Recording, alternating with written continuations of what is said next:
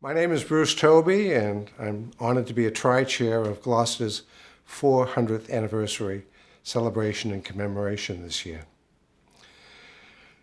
On Halloween 1991, our city was pummeled by nature as 3 North Atlantic offshore storm systems combined to form what was initially known as the no-name storm. As it turned westward back to our coast, it pounded the eastern seaboard from Nova Scotia southward, and Gloucester took it hard. We suffered enormous property damage and financial loss, but most painful was the loss of the Gloucester fishing vessel Andrea Gale and her crew of 6. The meteorological term for this phenomena of the storm, we quickly learned, was a perfect storm. And with the publication in 1997 of The Perfect Storm by Sebastian Junger, his epic account of these events and these losses, that became the name that stuck.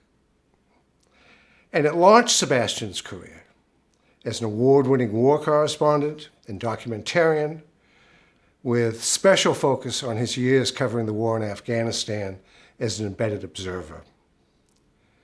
On May 13th, 2022, the Gloucester 400 Plus team was delighted to welcome Sebastian back to Gloucester for an event at Cruiseport, where he reflected on his life and his work.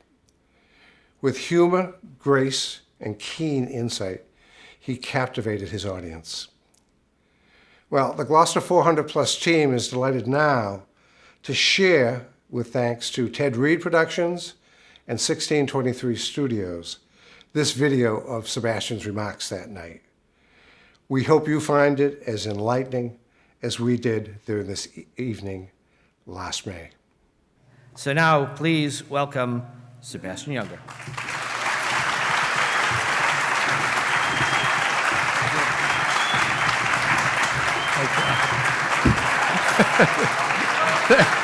Thank you.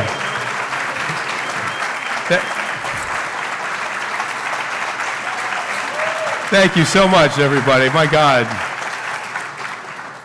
You're not supposed to embarrass your speakers that quickly. Come on, wait a little bit. Thank you. I'm really touched, and I'm incredibly touched to be invited back here to this beautiful town. And I think I've had an amazing, varied, complex, interesting life as a journalist. There's a lot of interesting things I could talk about, and I'm happy to. I'll do questions afterwards. But I think, for me, what would be most meaningful is to explain to people, to retell to people the story of how I came here, how I came to this amazing place. I've been told I've affected the town. I think I should tell you guys how the town affected me. It completely altered the course of my life. So in some ways, this next hour or so will be a long thank you to all of you and to this place. Let me see if I can get myself back to 1989. I wasn't even a struggling writer. I think you could already say I was a failing writer. And there was no indication that it was going to change direction. And I was writing some things for the Boston Phoenix and places like that, but I wasn't even close to making an income, that I could live on. And luckily, I was going to say evening, it actually was afternoon. One afternoon, I was sitting in a bar and talking to a guy who happened to be sitting next to me, and he said, "Hey, are you looking for work?" And that was classic afternoon bar talk, right?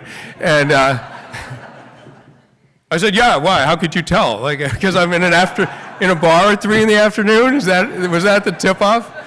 So he had a tree company. He had a tree removal company, residential tree work. And he would take trees down, or prune trees, take trees down for people, and he needed a climber. And he said, "Listen, I'll teach you to climb if you'll work for me occasionally." I was like, "Well, why occasionally?" He said, "Well, because I don't get that much work. So as long as you don't need full-time work, which explained why he was in the bar at 3 afternoon. If you don't need full-time work, maybe we could get something going, because I need a climber a couple of days a week. So he taught me to climb. I don't know if you've ever seen it done, but basically if you have a big tree in a small space over a house or between houses in a small yard, you need a climber to take it down in pieces. And it's skilled work, and it's dangerous work if you're not skilled. I'll put it that way. And that actually became an important distinction. Had just started doing this amazing work, and I was dating a woman who, no longer dating, obviously, but I'm here with my wonderful wife. But this is many decades ago. I was dating a woman, and we were sort of wanting to move out of Boston, and we went to visit friends who had moved to Gloucester, and we drove up on a sort of crisp October evening. And I mean, you know the kind of weather, right? It's just sort of the kind of weather where you think, thank God I live in New England. Like, what an amazing place to live. What an amazing time of year to be alive. And we drove up to Gloucester, and days were already starting to get sort of dark a little early. And they lived on Rocky Neck, and they're a young couple. And we parked, and I couldn't believe, like, Boston's 45 minutes away. They live in this little apartment, and across the street is a marine railways and all these boats. And I'm just like, wow, this is amazing. Like, what an extraordinary place. And my then girlfriend, Amy, and I just fell in love with it sort of instantly. And so we came back, we just came back and rented an apartment, the second floor of a 3-story building on 44 Eastern Point Road. Which was pretty ramshackle. And the owner, Armand Sindoni, maybe some of you remember Armand, he was like, don't worry, we're going to fix it up. Yeah, someone's laughing. Yeah, don't worry, we're going to fix it up. And in fact, the staircase project, I'm in the middle of the staircase project. We're going to have big stone steps going up the front. And, I'm going to finish that up too. And of course, that didn't happen while we were there, and we lived there for almost 3 years. Now, fast forward to this morning, we drove around, and we parked in front of 44 Eastern Point Road. I wanted to show it to my wife, Barbara, and our kids, our little girls. And it was just as ramshackle. I mean, it was exactly the house, and the stairs were still unfinished. And Armand, God bless him, has passed away, so I don't think they ever will be finished. But at any rate, we moved in there, and I continued doing tree work. I was working sometimes for a landscaping company that I think was called Wolf Hill. Wolf Hill? They're still here? All right. Yeah, I would do their climbing for them. They get a tree, a tree problem that they couldn't deal with, so they'd call me. And so I was trying to be a writer. I was trying to figure out how to make a living as a writer. I didn't want to do tree work my whole life. And I'm going to circle back to this dangerous versus skilled point now.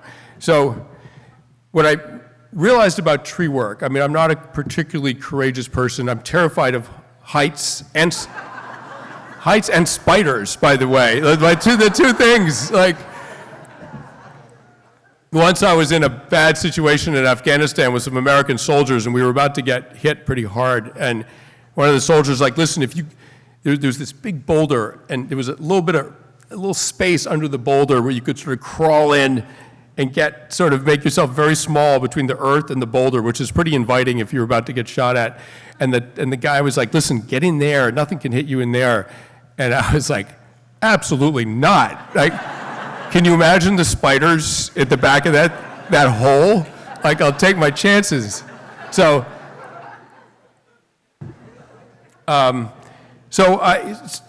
I got pretty good at tree work. I was fast. I loved doing it. It was felt like sort of a macho job. I was paid a lot of money for it. It was absolutely thrilling. And one of the things I liked about it is that there was no random element. I mean, it scared me to be up there, but I would tell myself, and my dad was a physicist, so I think I saw it like this. for that reason. I told myself, if you get killed doing this work, it will be because you made a mistake. You're just dealing with the laws of physics, right? If you top out a 100-foot white pine, when you top the tree like that out, you take off the last 20 feet or so. And, if you've judged it wrong and it comes back on you, you have a big problem because a ton of white pine wood is coming down on top of you when you're strapped to the tree, right? I mean, so that happens. A lot of bad things happen to climbers, but the bad things that happen to climbers almost invariably happen because the climber made a mistake, which meant the danger is in my control. And if I don't screw up, I'll be fine. And there was something about being able to control the outcome and that I was entirely responsible for what happened to me that A, was very reassuring, and B, it made me feel like I was dealing in some ways with something essential about existence. And I would be alive at the end of the day if I did everything right. And if I did something wrong, I might not be. And there was something, I'm not religious, so I look for ways, things that seem to link me to a higher reality. And that seemed to do it. The complete responsibility I had for my own existence seemed to do that for me. And I absolutely loved it. But it means you can't make a mistake. And you all know that I'm about to tell you that I did make a mistake. So I just got tired and sloppy. And I was always scared of falling because we're hardwired to fear heights. We're not hardwired to fear chainsaws. And so I got quite casual about my relationship with the chainsaw. And I hit the back of my leg and opened up the back of my leg up on a tree, on Cape Cod actually, a big elm tree. And I could see my Achilles, but it didn't cut the Achilles. But of course, as soon as you hit your leg with the chainsaw, you're in shock, so it didn't particularly hurt, and it wasn't particularly horrifying. But I remember I was hanging on the line 30, 40 feet up. I was like, oh no, my Achilles. And I made myself look at it. I was like, please tell me the Achilles. And I opened the wound up, and there it was. It looks about the thickness of a pencil, and it's sort of white, if you need to know. So anyway, I rappelled down, and my crew took me to the hospital. They sewed me up, and I came back to Gloucester, and I was, limping badly in a lot of pain, and I couldn't work, couldn't do much for, a month or two. And in the middle of this period where I'm really thinking, I'm 30 years old, I don't have a career to speak of, I'm limping around from a chainsaw wound, and what's happening? My relationship was sort of falling apart. The prognosis didn't look good. I can pretty much tell you I could never have imagined being up here talking to you guys today. I can pretty much guarantee you that didn't seem very likely, right? And so I remember one afternoon, the wind started to sound kind of funny. And there were some phone lines outside the house, like everyone has phone lines outside their house. The phone lines outside our house started to sort of hum in this strange way. I was like, wow, I've never heard that before. And the wind just kept cranking and cranking and cranking, and the phone lines were just singing in this insane way, and sort of like a mad opera singer. And I said to Amy, something's going on out there, let's go check it out. And so we walked, she walked, I limped outside, and the oceans had just risen up. I mean, the Eastern Point Road was underwater down by that beach. I can't remember the name of that beach there. Yeah. And we limped all the way. I limped all the way out to the back shore and watched these. I'd never seen 30-foot waves before. These 30-foot seas coming in, just slow as freight trains coming into a train yard. Just so slow and huge and heavy, and just exploding against the shore and against the houses. And it was an amazing thing to see. And to see the world in action, to see, some people would say God in action, either way, however you want to see it. It was absolutely awe-inspiring. And then the next day, I heard the tragic news about the Andrea Gale. 6 men on board, feared lost, 1,000 miles out at sea. And I couldn't imagine. I was like, what must it, I hope they're okay. Like, what must it have been like out there? And of course, they weren't okay. And they were lost to us. They were lost to this town. And, I didn't know anyone in the fishing industry then. I had no personal connections to that story. But I had this thought, like, maybe I could write about dangerous work. I benefited from being from a pretty affluent family and being given a great education, right? And so me, in the work that I did, I was sort of an exception. But I knew that most people in dangerous jobs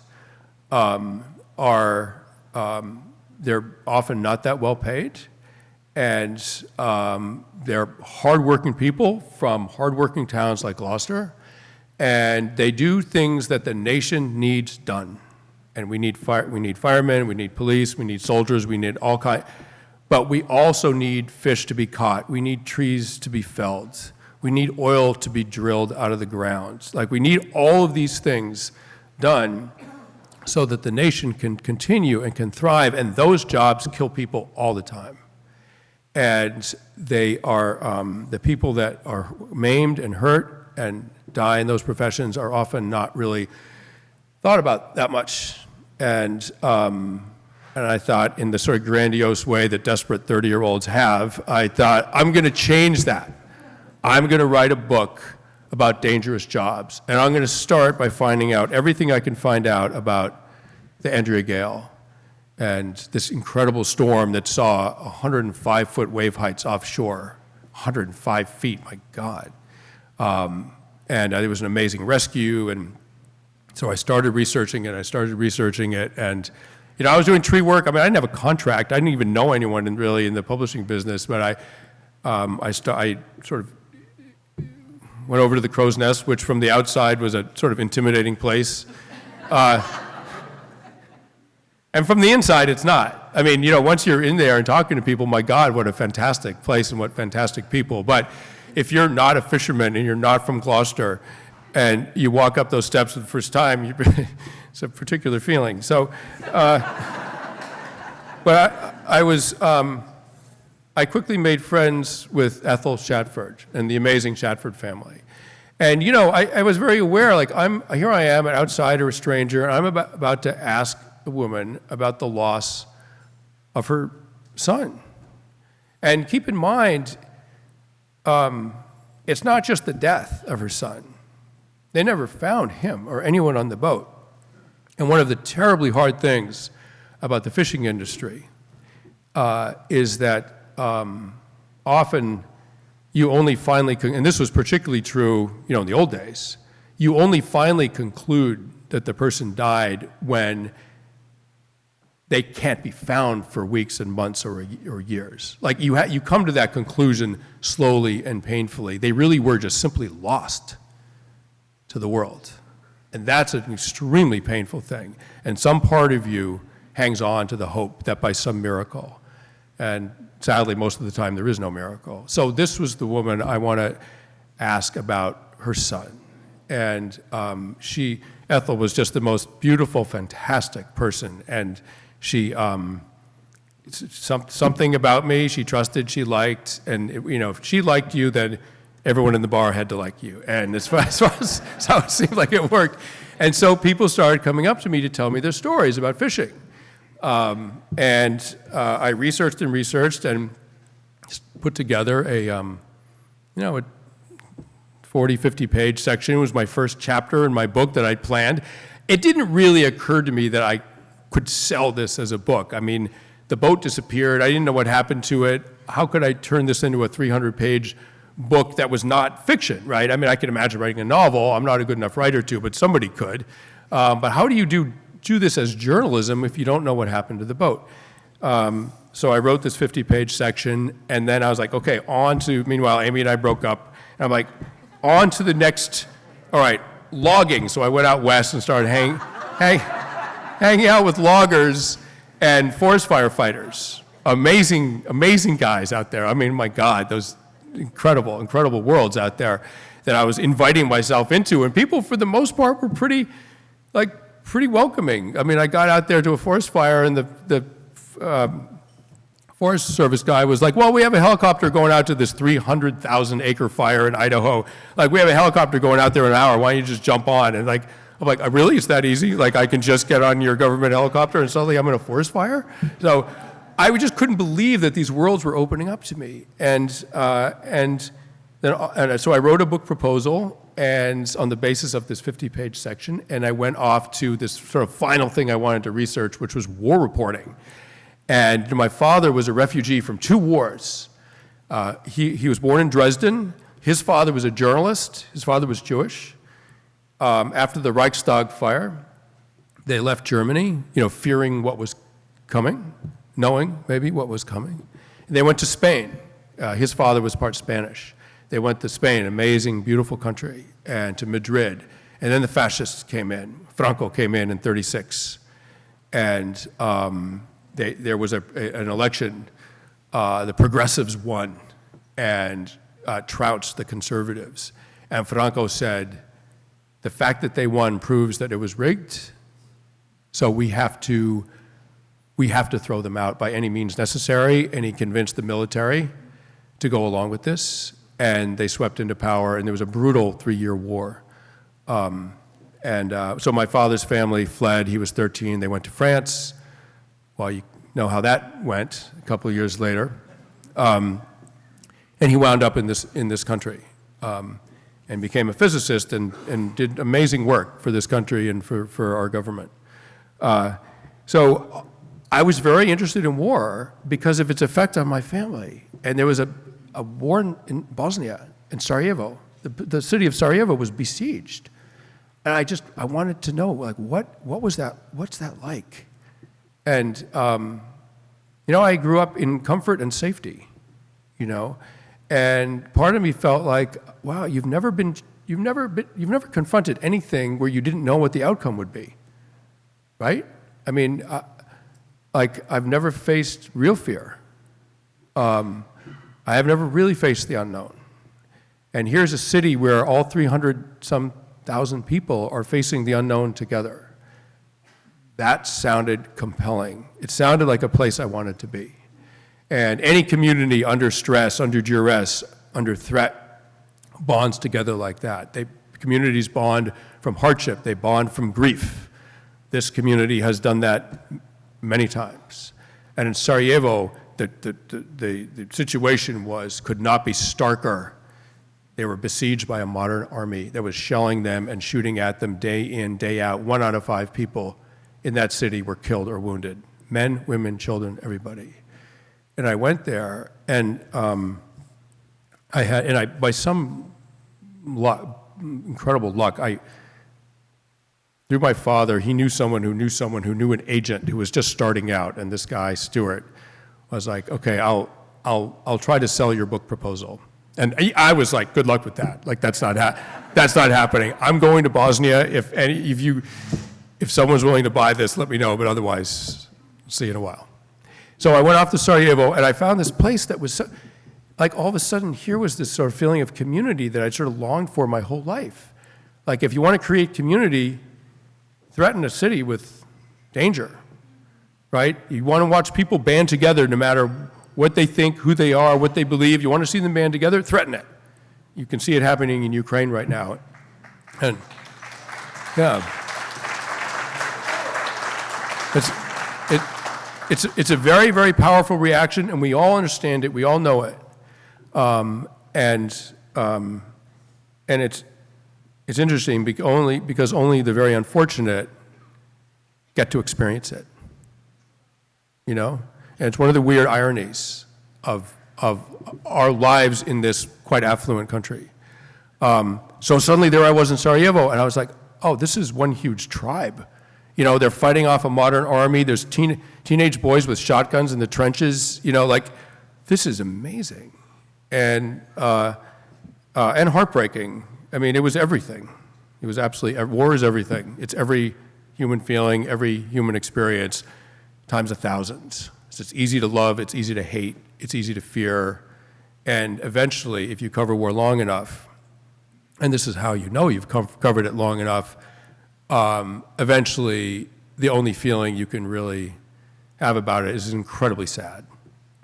But it takes a while to get there because it's so many other things also, but eventually it's just unbelievably sad. And I finally got there. It took quite a while.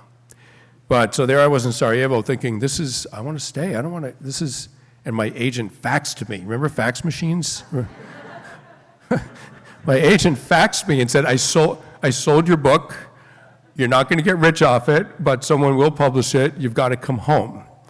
So I felt like my mother was calling me home for dinner, right? So I came home and I just started working, and I was living on Cape Cod, and I would do a tree job in Boston, and then I'd show up in Gloucester covered in sawdust, and first when I was in Gloucester, I'd spend the night upstairs at the Crow's Nest, and I'd be there at the bar, covered in sawdust with a notebook, and people gradually at least trusted me, and I think some liked me, and I sort of became part of the community a little bit. And I turned in I finally, after 3 years, the book was 2 years late, right? Like, I think I probably made about $1 an hour writing it from the advance, right? I mean, it was a labor of love. But at any rate, so I kept doing tree work, and I eventually moved to New York, and I turned the book in back when turning a book in meant that you like took the subway to your publishing company and went up the 6th floor on the elevator and gave him or her a big stack of paper. Like, I turned my book in, and the next day, and what I really wanted to be was a war reporter. And so the next day, finally, I was like, the next day I flew to Afghanistan. It was 1996, and there was my first international magazine assignment. I watched the Taliban starting. They'd already taken over half the country. They were right on the outskirts of Kabul. In fact, we got shot at by a Taliban machine gunner right on the outskirts of Kabul. In Jalalabad, I watched the Taliban emissaries, these 12 like bearded, scowling older men. They were staying at the same hotel I was, right? I was the only Westerner in town, and then there was the Taliban, and so we would sort of look at each other across the room, and I don't think they thought for a second that I was a journalist. I think they assumed I was CIA or something, and I just remember getting sort of irked, like, what are you frowning for so much? Like, come on, like, lighten up. Like, this is what you look so. You also look so grim. Like, so that was that. They were negotiating the fall of Jalalabad. They took over by not so much by fighting, but by negotiating, paying off, extorting, threatening, and I just kept covering wars, and eventually my book came out, and I was sort of torn. I wanted to be a war reporter, but then suddenly my book was doing way better than I expected, and in some ways it was doing better than I wanted it to. I mean, I was really on this war reporter track, and all of a sudden I was like an author. And I was on book tours going around and around the country. And I remember, book tours they're wonderful. You're very lucky to be able to do them if you get to do them as an author. But they're also really exhausting. I mean, it's a different city every night, a different event every night. You're up at 5 in the morning to do morning radio. You go to the airport, you fly to another city, and you do that, for 6 straight weeks. And it's pretty brutal. And I finally finished my book tour. And I remember, and the book was selling like crazy. I remember the head of PR for the publisher was like, okay, well done. We've sold tons of books. How about a victory lap? And I was like, I'm not taking a victory lap around the country. I'm exhausted. But I was still, when the book came out, I was still doing tree work. Where I was living in a one bedroom, or no, not even. It was a studio apartment in New York City in the Lower East Side, near where I still live with my family. And I had a couple of chainsaws in there, my climbing gear. I had a pickup truck. And 2 days a week, I'd drive north out of the city. I was working for this tree company, climbing for them a couple of days a week. And the money was nice, and it just kept me kind of centered. And then the book came out, and this was before cell phones, so I'm there, like at a payphone. I checked my, remember back when you would have like a voicemail service, and you'd call, and you punch in the code, and you get your voicemail. Like, I would do that. And then I'd call back the ABC producer or whatever and say, yes, I think I can, and it was crazy. And eventually, eventually, the book was on the bestseller list, and I was totally thrilling ride, but very intimidating. And I eventually got used to public speaking. That was actually quite, what I'm doing right now, and I feel quite comfortable. I really enjoy talking to you guys. It took about 20 years to figure out how to do that. There was a job, we had a job in Poughkeepsie, and this lady needed a tree taken down, and we showed up, and I got up into the tree. It was a big dead locust, and this was like a mom. Her husband was at work, I think, and her kids were at school, whatever. Nice lady. I took the tree down, finished, stump it, and she comes out to thank me, and I'm covered in sawdust as usual, and she's just peering at me, right? And she said, "Has anyone ever told you it's amazing how much you look like this author, Sebastian Junger?" He said, I'm reading his book right now. It's a great book. It's on my bedside table. And I was like, I don't know how to tell you this, but that's actually me. And I still don't know if she believed me or not. So I'm going to check I don't want to overrun the clock here. I'm going to see how we're doing for time. Oh, wow. I just used up half an hour without even knowing it. So I want to leave time. I'm going to speak for a little bit longer, sort of finish out my story here, but I want to leave time for questions. Afghanistan was a country I really loved. It was a beautiful country. I was there in 2000. I was with Ahmad Shah Massoud as he fought the Taliban and the Northern Alliance in the north in Badakhshan. It was a very, very rough trip. He was basically encircled. We went in there by helicopter, and it was a very hard trip. We saw some very hard things, very painful things, incredible amount of suffering, ghastly amount of suffering. We were in a lot of danger. We were shelled so badly once by Katyusha rockets our horse was killed. Like the horse couldn't get down, and we could, and our pack horse was killed. It was brutal. And I got back to the United States, and I had what I later found out was called PTSD. All I knew was that at age 38, I seemed to finally be going crazy. I had a panic disorder. I couldn't take the subway. It was just too many people. The lights were too bright. Everything was too loud. The trains were going too fast. Everything was too much, and everything seemed like it was going to kill me, even though I knew it wasn't. It all seemed, everything seemed like a mortal threat, and I could not take the subway for a while. And eventually went away, but one of the really lasting consequences of being a war reporter, I've been, I would say, almost killed 3 or 4 times, maybe.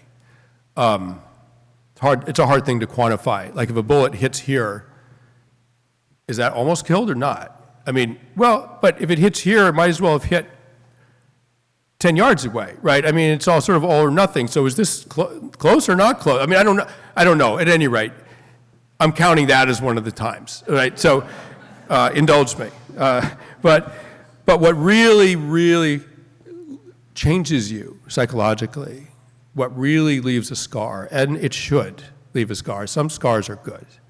Some scars are necessary, is seeing the suffering of others. And that is not something one recovers from completely. And I saw that in Afghanistan, I saw it in Liberia, I was all over West Africa and the civil wars in West Africa.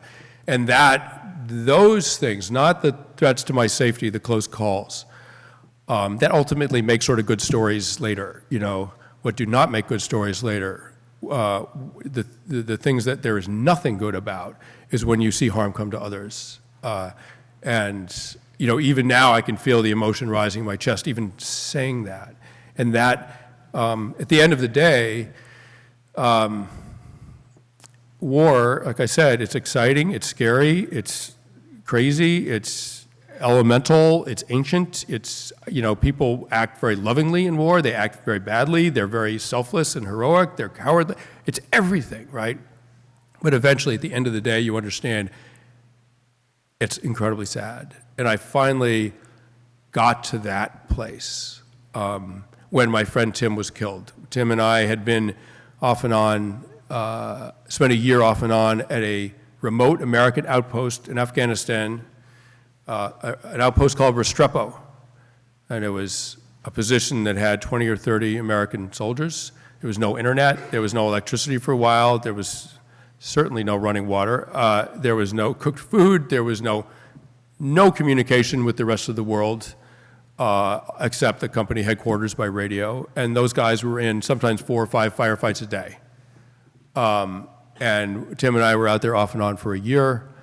I got blown up. Tim broke his leg in combat and had to walk down an entire mountain, a 12,000-foot mountain, on a broken leg, because to do otherwise would have jeopardized the guys he was with. They were going to get hit, and they couldn't stay where they were.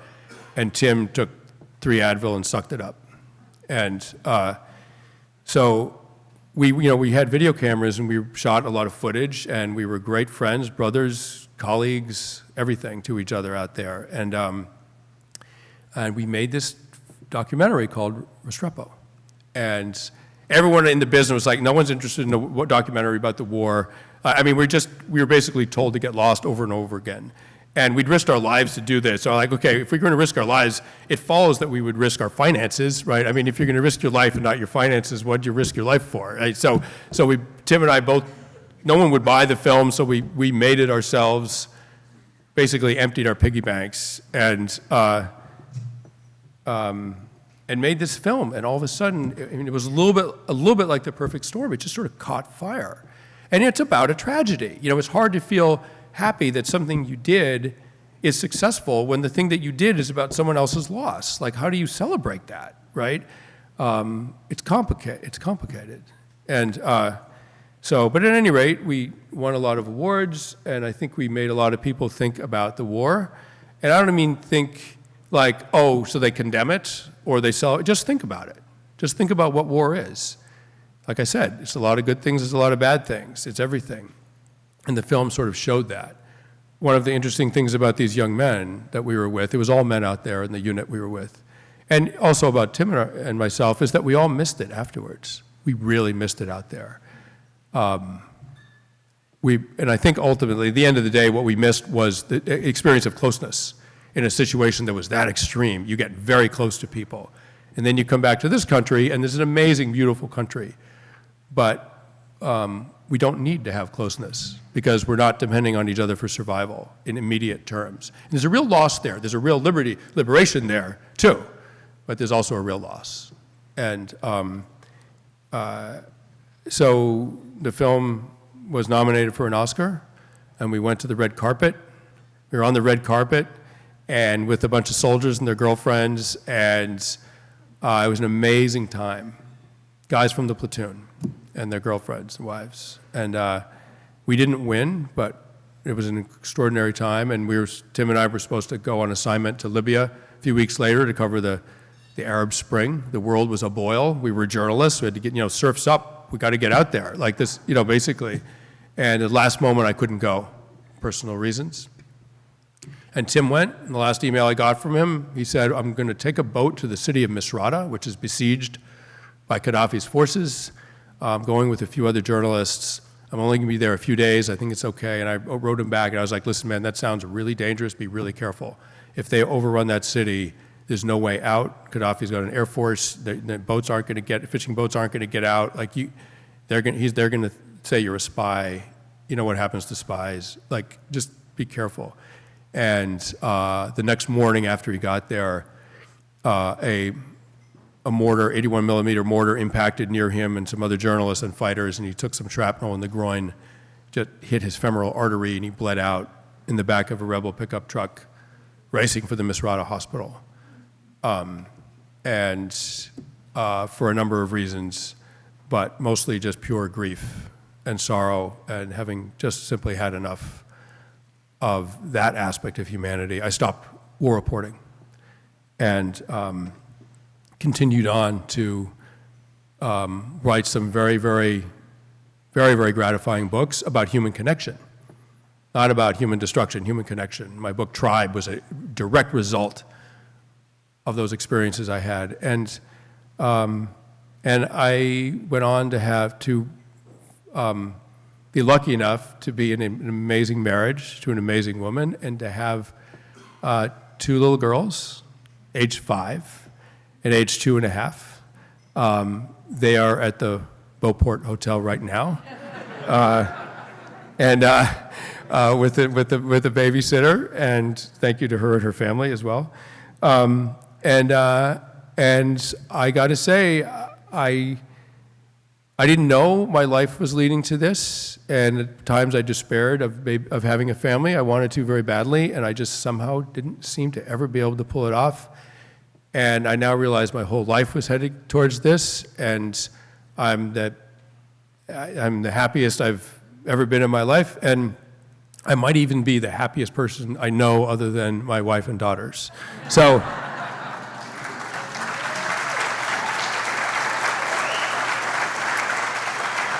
Thank you. So I've gone way past the 30 minutes that I promised to talk. I will take questions for as long as you guys want to ask them, or until someone pulls the plug on us. There is a microphone being passed around. Yeah, there's a guy right there. We happen to be related. This wasn't planned. Thank you, Izzy, my niece. Sebastian Barry Pat, I don't know if you remember, but as we were getting ready to put the movie premiere on, you and I sat up in my office at Tally's at the time on 2 different occasions, and we talked about, what your thoughts were and what you wanted to do for this community. Earlier tonight, you said that you wanted to thank the community. Obviously, the city of Gloucester thanks you for putting Gloucester back on the map, but more importantly, on a personal level, when Warner Brothers decided to go in a different direction from the Perfect Storm Foundation, and I had the discussions with you, we decided to put on the world premiere and the celebration, and we formed the Gloucester Fund. And you had asked to support the surviving children. Well, in the couple of years that followed the world premiere, we were lucky enough to assist Billy Tyne's 2 daughters to get through college, one of whom is now a principal in a school, one is now a nurse that runs a ward in a hospital. We were able to help even John Smith, the New York Air National Guard parajumper that died. Yeah. His wife, Marianne, married Marianne Smith Stahl. She had 3 daughters. We were able to help put them through college, including 2 of the daughters that went and served in the same New York Air National Guard unit as their father, and went and served in Afghanistan. Wow. We were able to help Bobby Shapford and Lisa's 2 sons with their education, and I'm still in touch and actually trying to get in touch this week actually with Dale Murphy's kids, etc. Dale Murphy's son, Dale Junger. And so from the families of the Andrea Gale, thank you for all your help. Thank you so much. Thank you.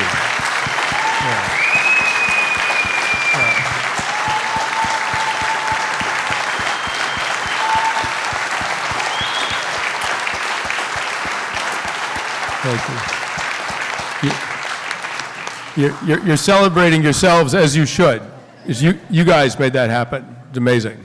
Amazing. Gloucester people like to talk. Come on. Anybody? Yeah, come on. I'll start picking on people if someone doesn't raise their hand. Hold it like this. I heard, could you tell us about Pulse? You knew that you worked. Oh, Pulse, yeah. So I'm working on a book that I think will be called Pulse. So I've been in many dangerous situations. I've been quite scared many times. But I was not prepared for something that happened to me just about 2 years ago. I'm in good health. I run a lot. My pulse is 50 something, whatever. I just don't think about my health because it's never really a problem. So as a result, I don't think about my mortality or whatever because I just don't think about it. And so I had an undiagnosed asymptomatic aneurysm in my pancreatic artery. And it was the result of a sort of congenital abnormality in my abdomen. I have a ligament that's in the wrong place. It sort of crushed the celiac artery, which is basically a garden hose of blood. If you force that much blood to detour, it creates very high pressures in the smaller arteries. And one of those small arteries developed an aneurysm, which I think probably most of you know what that is. It's a very dangerous ballooning of an artery. And they're deadly because they're asymptomatic, often asymptomatic. And it ruptured almost 2 years ago. Out of the blue, just like I'm talking to you now, I just felt a sudden pain shoot through my abdomen. And within a minute, I had a hard time standing up because my blood pressure was plummeting. I was bleeding out into my abdominal cavity. Barbara,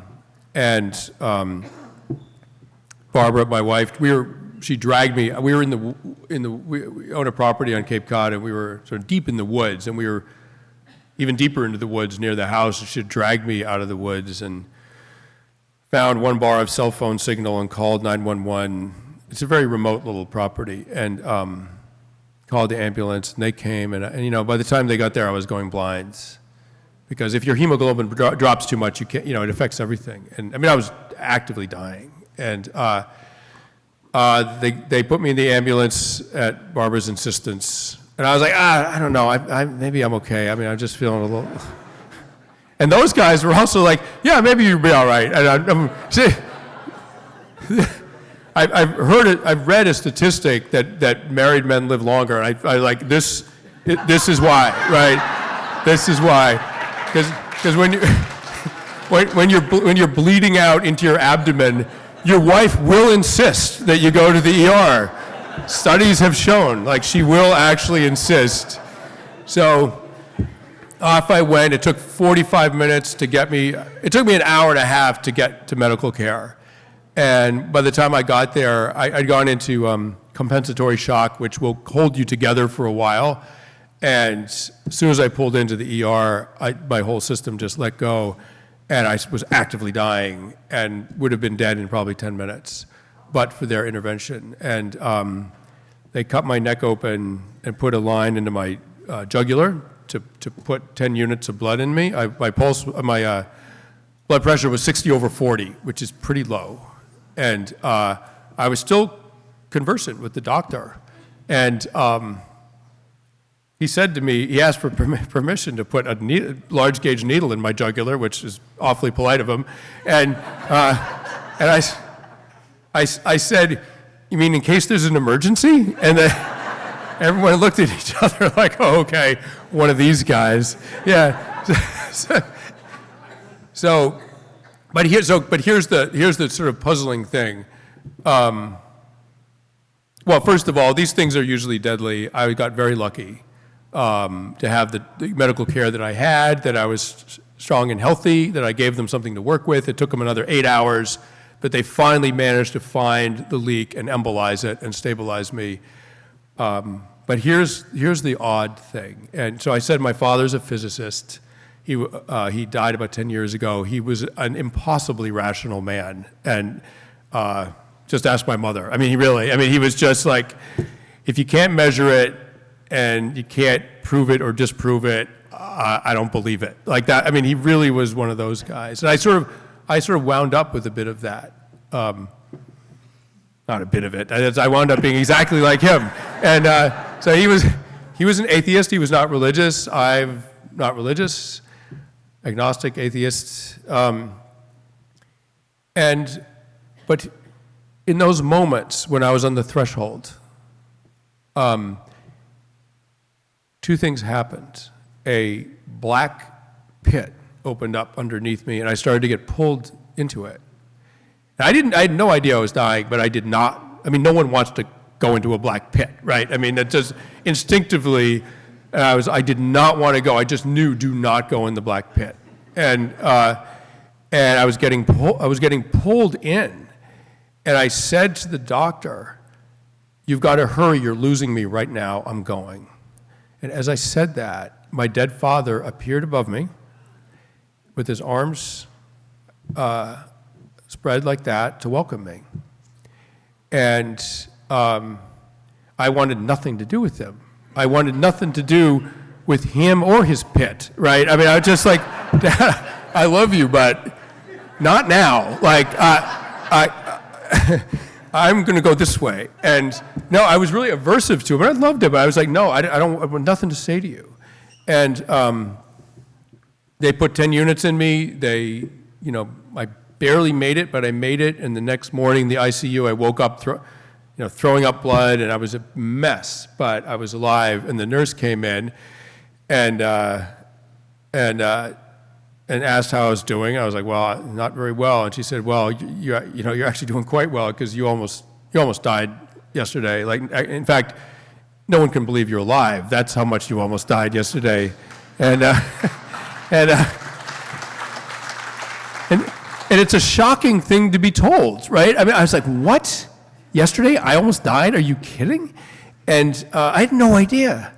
And then she left the room to continue her rounds. And what? No counseling? And so,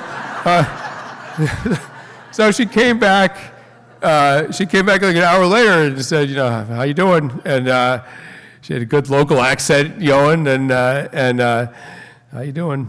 And I said, "Well, frankly, not that well. I mean, I'm really sort of traumatized by what you told me. Like, I'm terrified. Like, I can't believe I almost died in my own driveway. It's terrifying." And super pragmatic woman, right? And nuts and bolts, right? And she said, "Well, honey,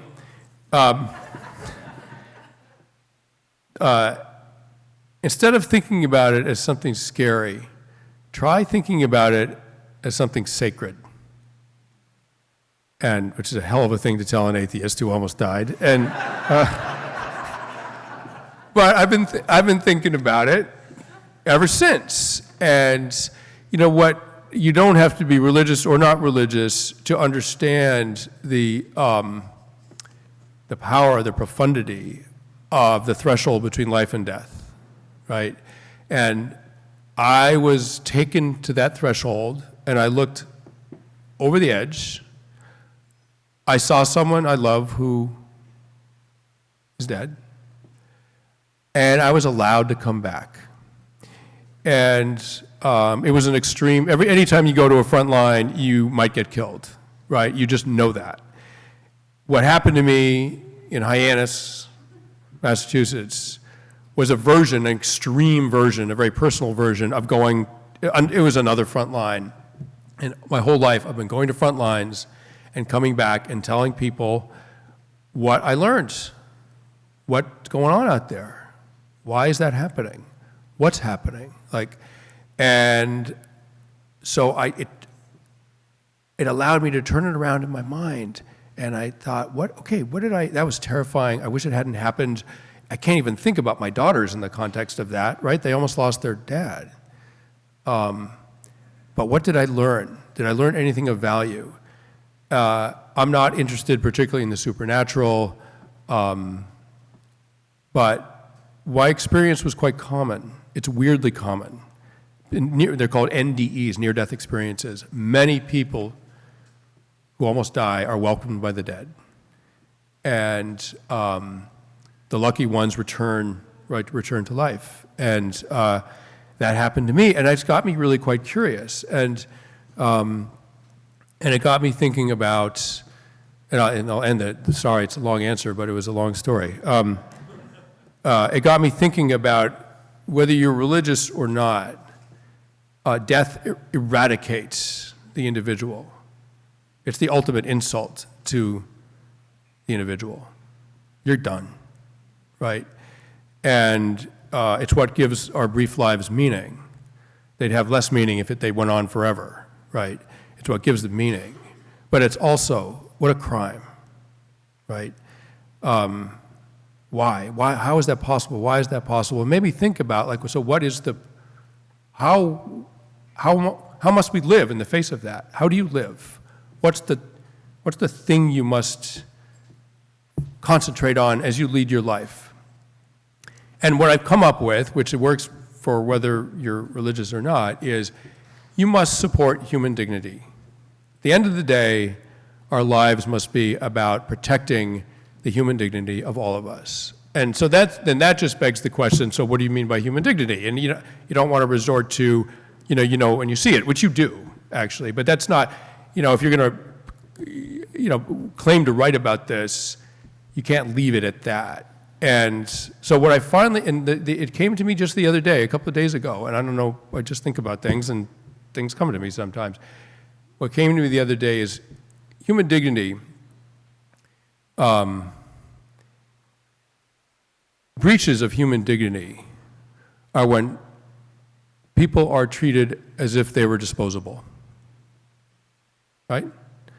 The poor, the people who have been exploited in factories around the world, textile mills 100 years ago in this country, soldiers, civilians who were killed. Do you think Putin, what's your guess? Do you think Putin thinks his soldiers are disposable?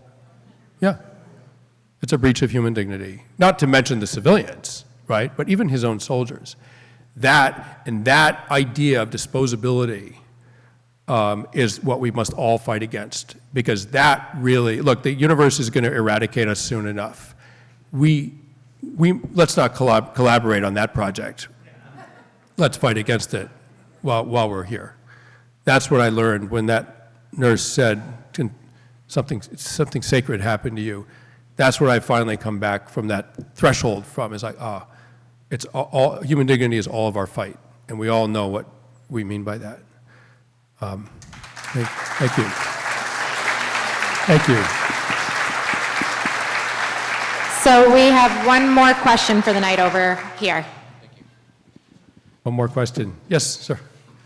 Good evening, and thank you for joining us this evening and sharing those very personal anecdotes and how they connect. I'm humbled because I served 26 years, active duty, Army, infantry, multiple deployments.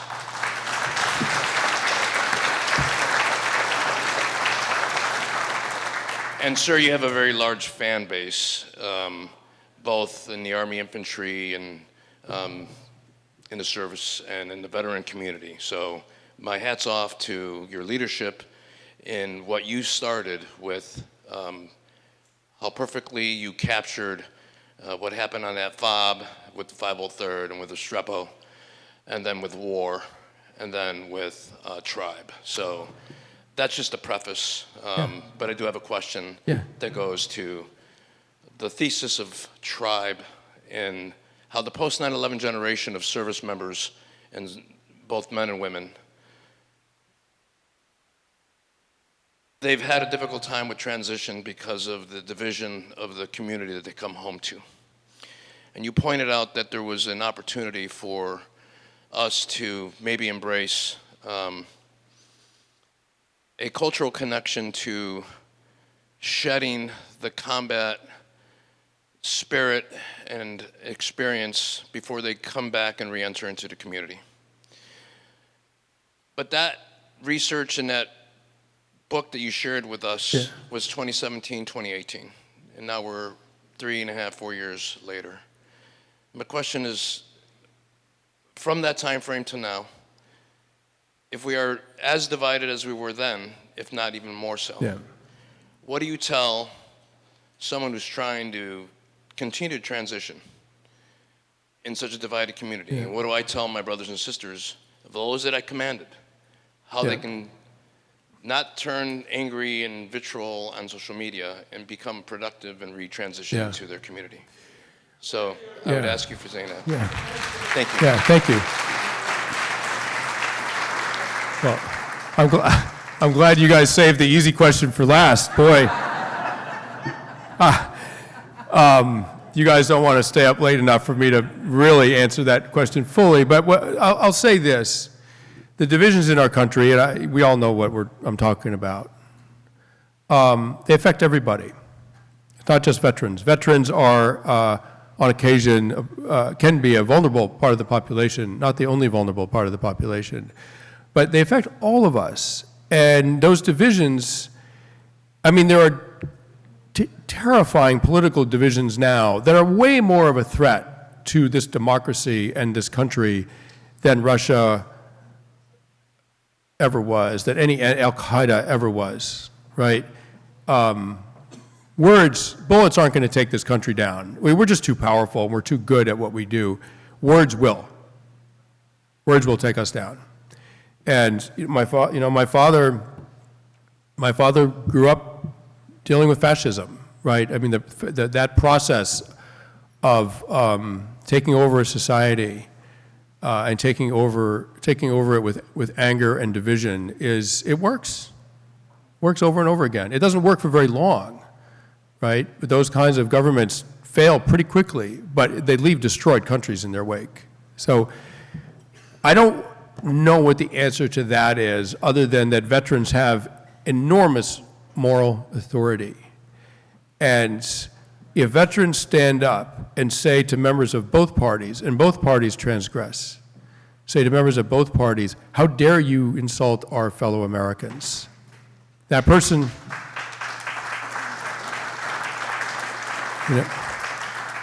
that person you insulted might look differently than me, might vote differently than me. In fact, we might argue all night long if we, had a chance to, but how dare you? Like, we're all Americans here, and we are going to thrive together or we'll die together, right? And it's our choice. This country cannot survive as a political entity, as an economy, as a cultural entity, and as so far the longest experiment in democracy. It cannot survive the rhetoric that we've been sort of being poached in, boiled in for the last years. All right. So veterans have a moral voice that they can use, and it should be nonpartisan, right? Like, I'm not arguing you should be Republican or Democrat. It doesn't matter to me, but you must be pro-democratic. You must be pro-democracy, and that means respecting everyone else in this country. No one is disposable. Nobody, and.